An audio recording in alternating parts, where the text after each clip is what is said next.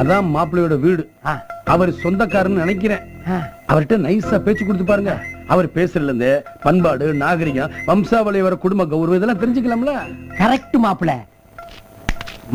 ஓ வணக்கம்ண்ணா. நான் ஊருக்கு புதுசு, திருவள்ளூருக்கு போகணும், வழி தெரியல, சொல்றீங்களா?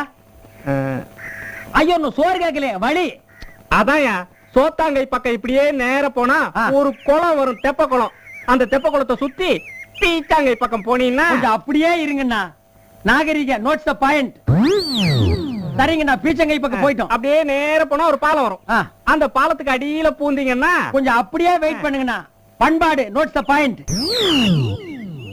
அடியில போயிட்டோம்னா அங்க ஒரு விநாயகர் கோயில் வரும். அங்க ஆமாங்க, சரி வச்சுக்கோங்க. அந்த விநாயகர் கோயில் அப்படியே ஒரு சுத்தி நேர போனீங்கன்னா ஒரு சுடுகாடு வரும். அங்க போய் நீங்க விழுந்து எந்திரிச்சீங்கன்னா யார் அவரு என்ன கட்டிட்டு இருக்க? திருவள்ளூர் போறதுக்கு வழி கேட்டாருமா? ஏண்டா திருவள்ளூர் போறதுக்கு சுடுகாட்டுக்கு போறதுக்கு என்னடா சம்பந்தம்?